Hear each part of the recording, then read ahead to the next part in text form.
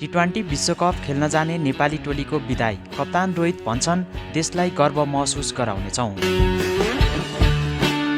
आगामी फेब्रुअरी मार्चमा भारत र श्रीलङ्कामा आयोजना हुने आइसिसी टी20 विश्वकप क्रिकेटमा सहभागी हुन जाने नेपाली राष्ट्रिय टोलीको शनिबार औपचारिक विदाई गरिएको छ। नेपाल क्रिकेट सङ्घ क्यानले शनिबार राजधानीमा एक कार्यक्रम आयोजना गरी विश्वकप यात्रामा निस्कन लागेको टोलीलाई शुभकामनासहित विदाई गरेको हो। नेपाली टोली आइतबार भारत प्रस्थान गर्नेछन्। विश्वकपको मूल प्रतियोगिता सुरु हुनु अघि नेपाली टोलीले भारत र श्रीलङ्कामा वार्मअप तथा अभ्यास खेलहरू खेल्नेछन्।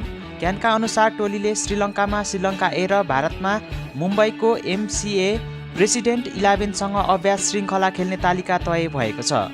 यसै विदाई कार्यक्रममा बोल्दै नेपाली टोलीका कप्तान रोहित कुमार पौडेलले विश्वकपको तयारी राम्रो भएको प्रतिक्रिया दिएका छन्।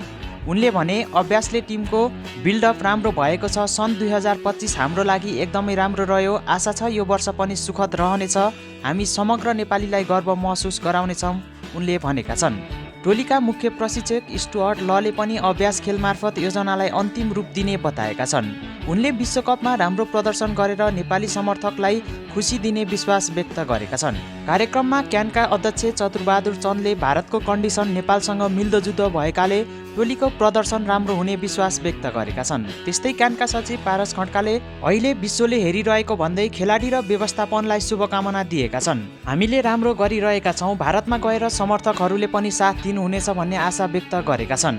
टी20 विश्वकपको समूह चरणमा नेपालले बलिया राष्ट्रको सामना गर्नेछन् भने नेपालको समूहमा इङ्ल्यान्ड, वेस्ट इन्डिज, बङ्गलादेश र इटाली रहेका छन्।